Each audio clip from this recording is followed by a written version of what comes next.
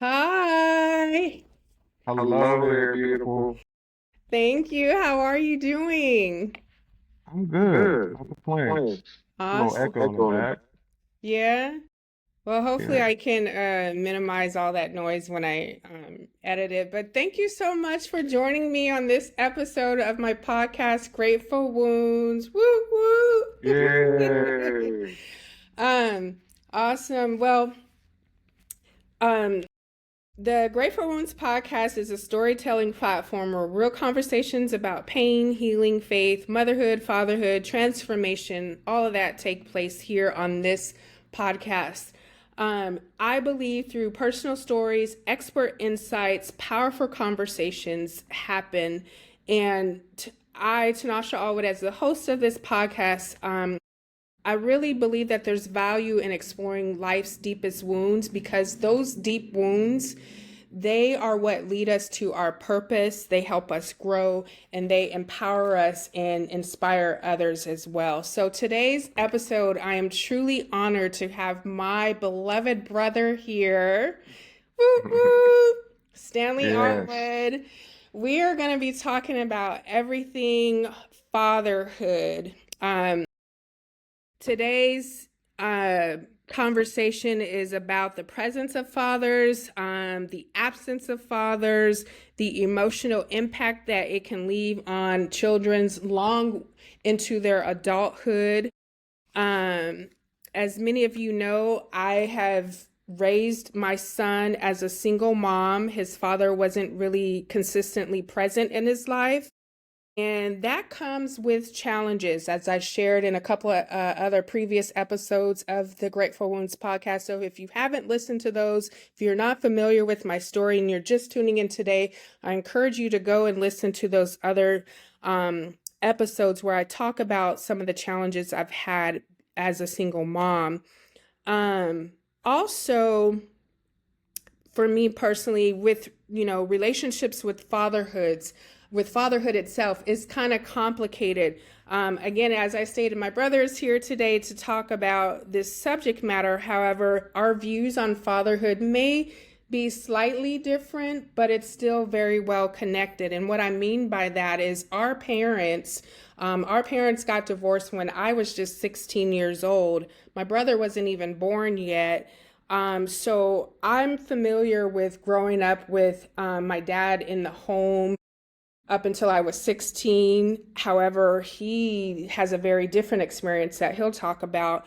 But on top of that, at the age of 17, my mother put me on a plane blindly and sent me off to Detroit, Michigan to meet a man that I didn't even know. And turns out that was my biological father. So, talk about questions surrounding love, identity, abandonment, understanding, like all of that has been with me since that time.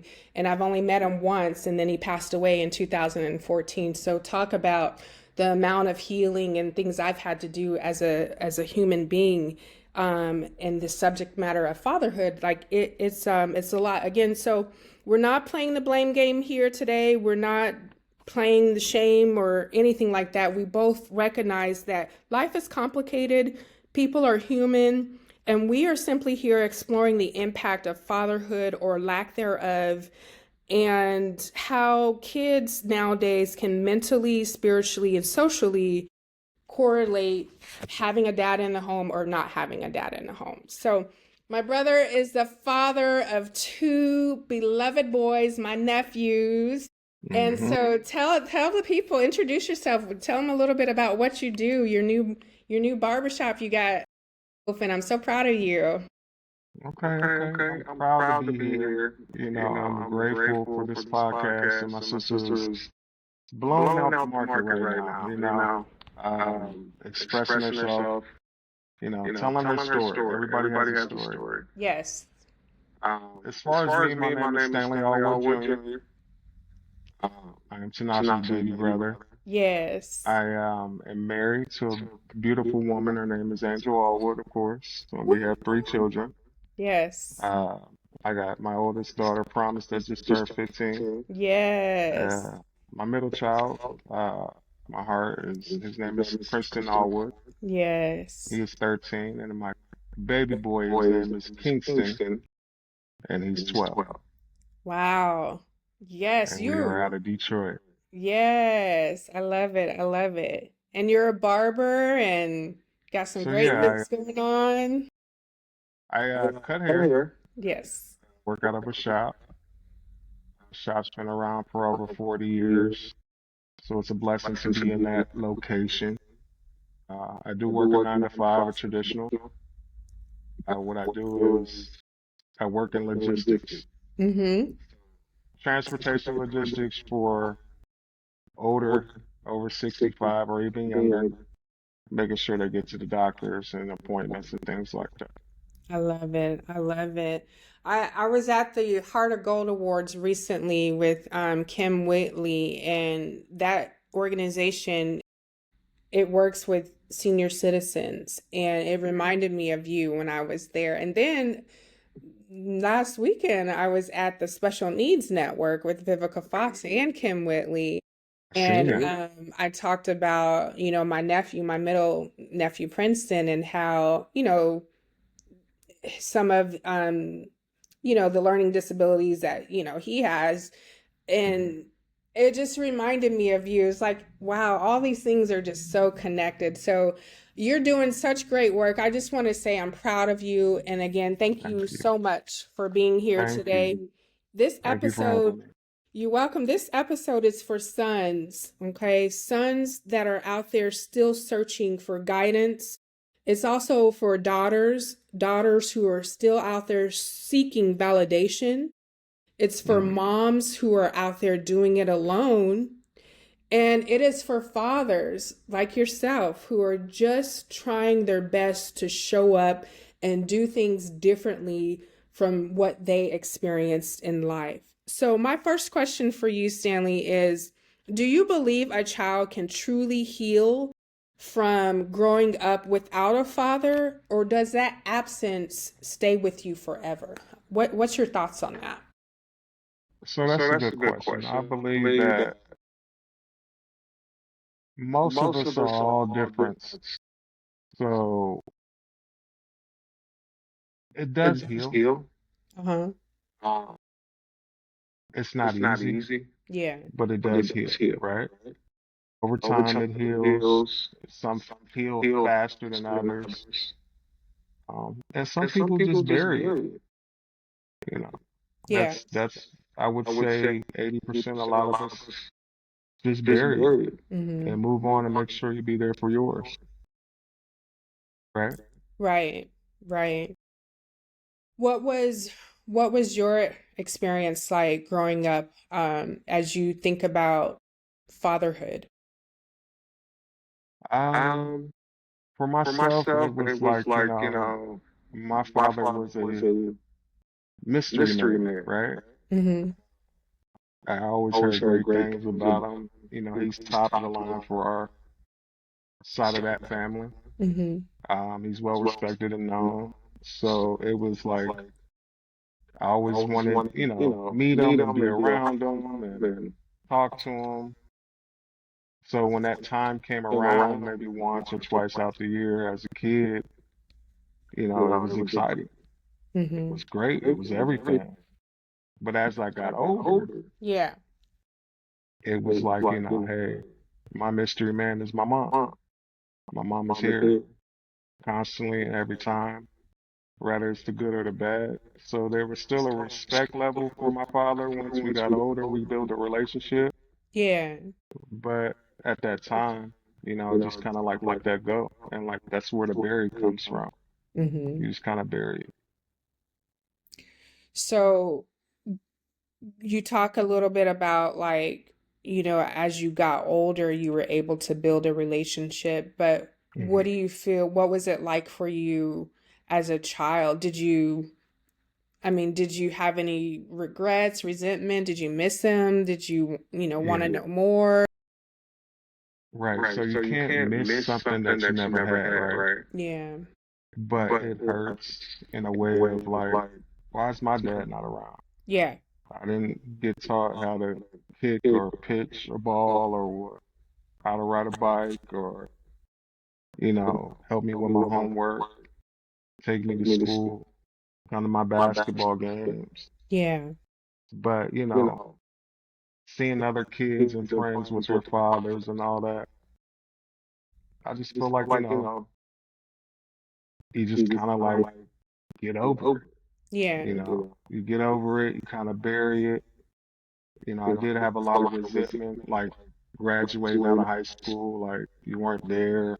Mm-hmm. But as I got older and had my kids, Yes. especially my son, Yes. when my son came along, it felt like it was never my business of why you and my mother didn't work out Mm-hmm. for whatever reason it was.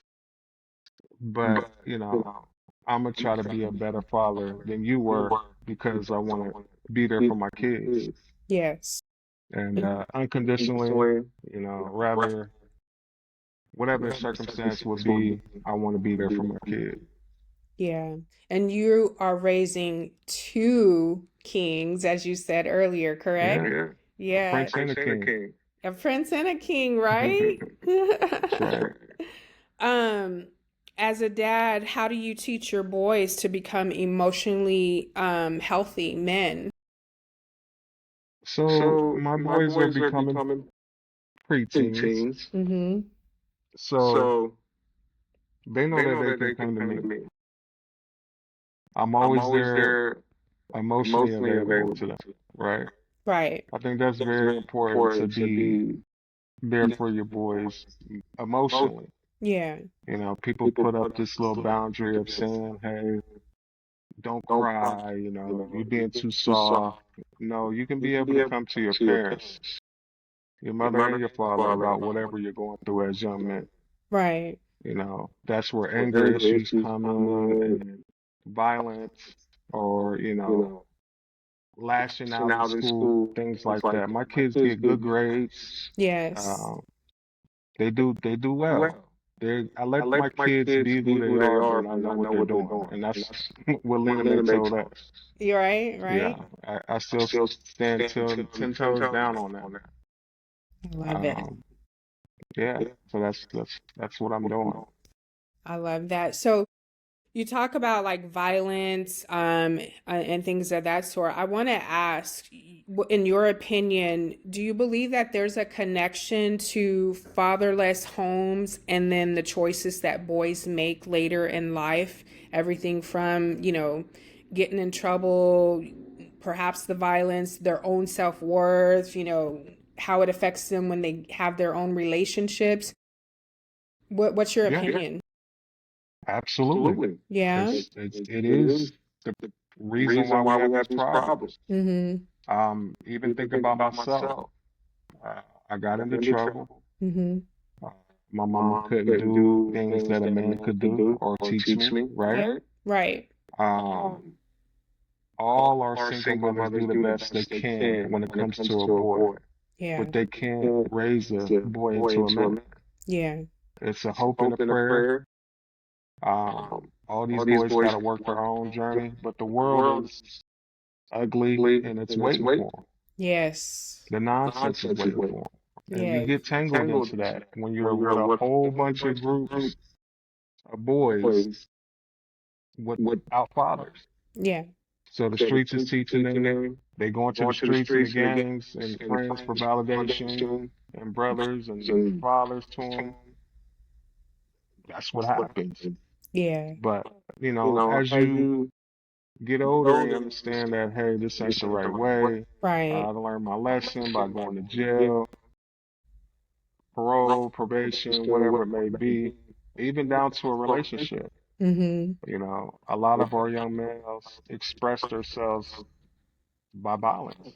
Yeah. Whether you hitting your woman or grabbing her because nobody taught you how to channel that anger. The anger. And Yeah. a conversation goes a long way, Yeah. but we're not being taught that. And before you know it, half of us is in jail, or half of us, they're dead. Yeah. Uh, Yeah. so it's important to have a father in a household, especially in our community. Yeah. I totally 100% agree with you. I mean, um, I shared in a couple of episodes before, we have this same, we have our dad, right? Our dad as we know it, right? The dad that raised me up until I was 16 before my parents divorced. But then being put on a plane at the age of 17 to be told you're going to go meet a man who's your biological father is just like, what? And he had been, in and out of prison, pretty much his entire life. And it was like, if you don't go meet him now, you're never going to know who he is. And Right. so that weighs on you. I I'm grateful that my dad, that raised me was there, but at the age of 16, I just recently told my, mama about something that happened to me when I was young, and it's just like I wish I had both parents keeping a closer eye on me as I was growing up. Um, So I do believe that it affects relationships. I'm talking about me personally. Like I do believe it affects relationships personally. Just the choices that you make in life. And then turning to like my own son and being a single mom, raising him and seeing how, his dad wasn't there for him or wasn't consistently there for him. And then after he went off to prison, which I do share in the first episode of my podcast, my story, um,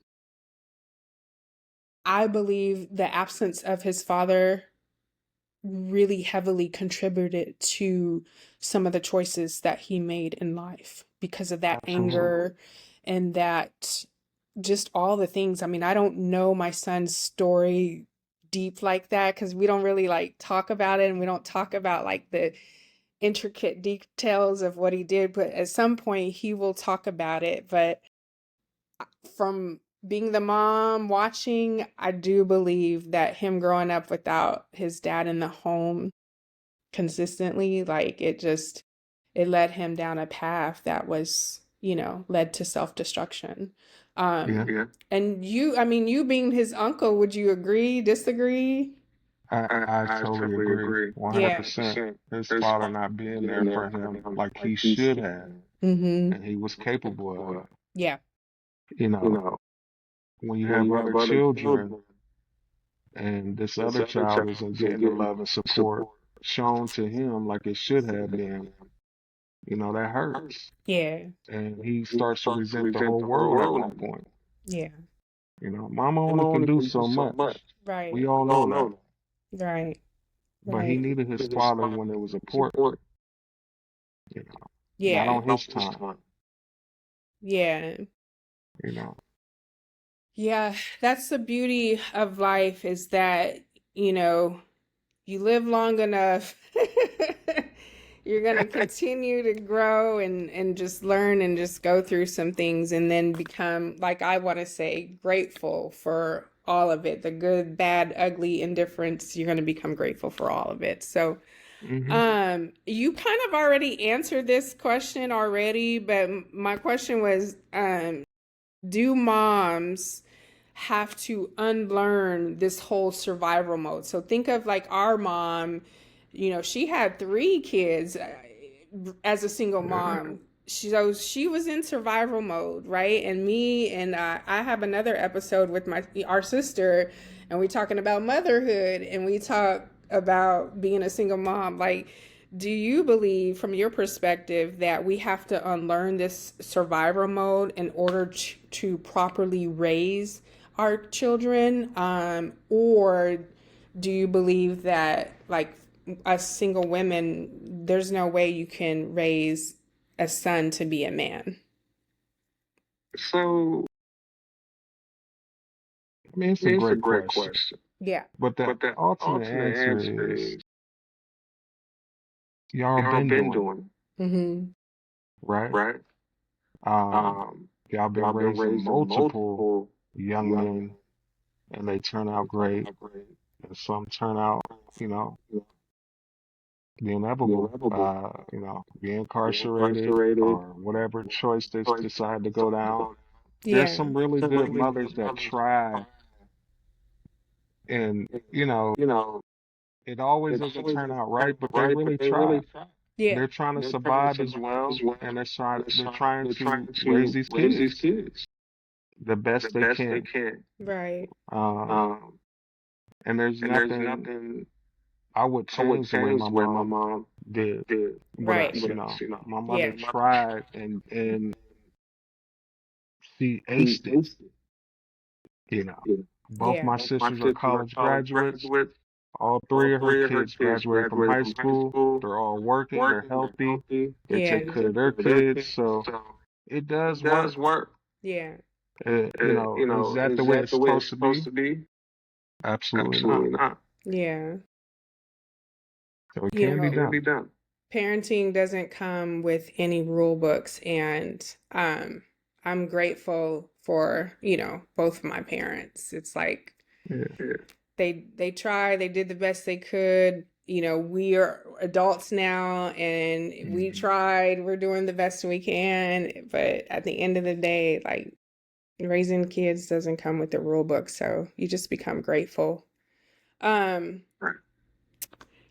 what do you think hurts more? You talk about hurt. What do you think hurts more? Do you think that not having your dad in your life, or having a dad physically present but not emotionally available? What do you think hurts more? Father not being there emotionally available. Yeah. I learned that, Yeah. a lot of my problems stem from, you know, I don't have a man to talk to, Yeah. so I talk to myself. Yeah. It's all right as long as you don't answer your questions out loud. Think about But that no. again. So think about that. Yeah. You're allowed to talk to yourself as long as you don't answer your questions out loud. Yeah. But I wish my father was there emotionally, when I needed him. But Yeah. my father went through the same thing he put me through. Mm-hmm. He didn't know his father. Uh, he was mad at the world, Yeah. and all he knew was he was just going to join the service so he never had to live a messed up life. He knew the service would take care of him. Yeah. And that's his story, Yeah. He has to live with, hey, I wasn't there for my son or my kids or whatnot. Right. Uh, so that's on him. But we have a great relationship now. He has a Yes. great relationship with his grandkids. I'm truly thankful. Yes. Uh, and so I can't do nothing but build on what we got now. Right. Right.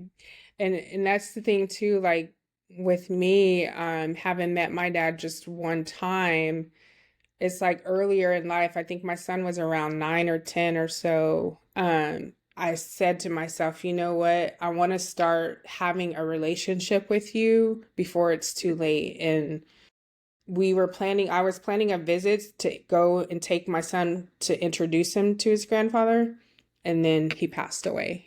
And it's like I never got to build that relationship with him, or, my son never got to meet him. But there's beauty in just honoring where you are now versus being, you know, bitter about or unhealed about the things that happened in the past. And you and I are both fortunate because both, mom and dad are still around. So, Yeah. And yeah. there's beauty in your struggle, beautiful. Yeah. You know, uh, to turn the tables and ask you a question. Hmm. Let me interview you for a second. Okay. Um, how did it make you feel when mom put you on a plane at 16 to meet a man that you never knew about? I was angry. I had a lot of anger inside of me. Mm, And this is something I didn't share on my podcast, but I believe I put it in my book because I'm writing a book called Grateful Wounds, where I talk about all this stuff. yeah. But I have an aunt, that's, one of my mom's closest sisters. She's still alive there in Detroit. And she had told me, she was calling me my nickname. My nickname is Goldie. Goldie. She was calling me that, and I'm like, why do you keep calling me that? Who's Goldie? And she's like, that's your dad. And I'm like, my dad's name is Stanley. What are you talking about? And she's like, no, that's not your dad. And I was just like, what? So my aunt was the first one that told me. And when she said to me, you need to ask your mom. She needs to tell you the story. She needs to tell you the truth. Again, I'm like 15 at this time. And going through this. And I remember calling mom, asking her, and she completely denied it. Denied, denied, denied. Okay. 2 years later, I'm being put on a plane to go meet someone that she denied was, that I didn't have a different dad. I was just like, so in that moment, I was scared. I was angry. I was Yeah. resentful. I was nervous. When I got to Detroit and met him and his girlfriend, like I didn't talk. I didn't want to eat. I just didn't want to be there. Right. It was hard. But fast forward, got through that weekend. Um, Maybe 2 weeks later, he committed another crime and he went back to prison, and I never saw him again. Tough. I heard your daddy was a bank robber. He was really in them streets. Yeah, he robbed a. I mean, I don't know. I never talk about people's crimes and stuff, but Yeah. my Well, sister. I know that was tough for you. It was tough for me even finding out that me and my sister didn't have the same pa, Yeah, and you broke it down to me. So, yeah. Um, But hey, so sometimes going through, I'm glad you asked the question. I'm grateful for, because I think about the journey that I've had with my son, and sometimes, I went to my dad's funeral and I still have his ashes. They're here on my entertainment center, and sometimes I'll look up or I'll just like talk to his picture and just wonder, what that world was like, or is there some correlation? I don't know. I can't figure it out, but yeah, with him being in and out and then my son being in and out, I wish I could pick his brain. Like I wish he was still here to just school me. He would just school me, I would imagine, but well, how did he make you feel with the conversations that you did have? um good. I loved learning, like when he was in and I did try to talk to him, back in the day he would call collect, and he would always answer the phone. When I'd say, "Hey, how are you doing?" He'd say, "Oh, baby girl, I'm too blessed to be stressed." That is what he would tell me.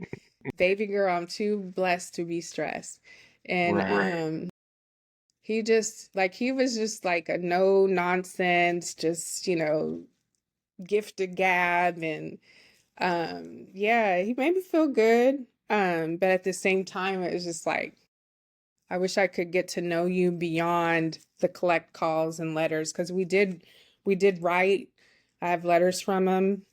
But yeah, that was it. So, Okay. um, whew, yeah, Yeah.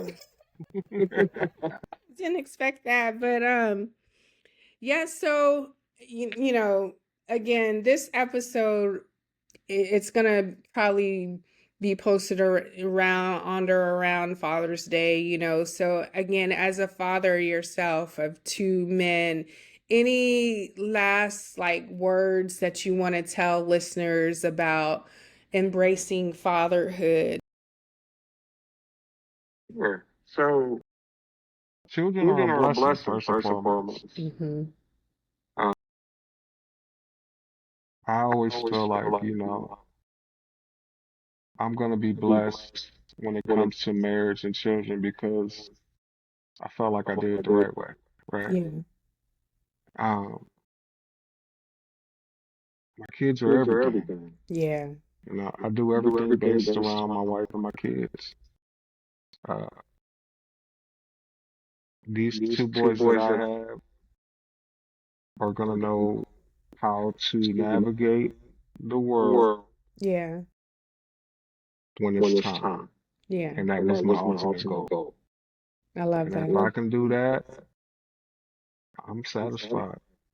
I love Those it. three I got, if they can navigate through the world, then I did my job, I love you that. know. And so that's being there for them 100% of the time, you know. And so, you know, embrace your kids, embrace fatherhood by being there for them. A dad is a whole different thing Yeah. than a father. You know what I mean? A father, becoming a father just, you know, it made me a man. That's Yeah. how I became a man. Yeah. You change everything, you look at life differently, and it's no longer your life anymore. It's all about them. Yeah. You know me, I don't respect nobody who don't take care of their kids. Yeah. I Yeah, love that. Thank you. And for anyone listening to, like, I I have no regrets. I'm grateful for everything, including, my son's father. And my son is a father himself now. I haven't talked about yes, he this on the is. podcast, but I did do a special dedication to my granddaughter on one episode. But my son is a father now. So I see beauty in all of this. Like I find beauty in watching him hold his daughter, watching him just interact and really starting to see him just become the young man that I know he is and can be. So fatherhood is a beautiful thing. And like we said earlier, there's no rule books when it comes to being a parent, but just be grateful for your story because we all have one in your journey. So Absolutely. thank Beautiful. you. This again is Tanasha Allwood, your host of the Grateful Wounds podcast. Today's guest was my beloved brother, Stanley Allwood. I'm going to be seeing you soon in July. I can't wait to turn up with you for your 40th birthday. Are you Oh, excited? oh, I'm excited. I can't wait. Yes, I love it. I love it. Well, thank you all so much for tuning in and listening to the Grateful Wounds podcast. Peace.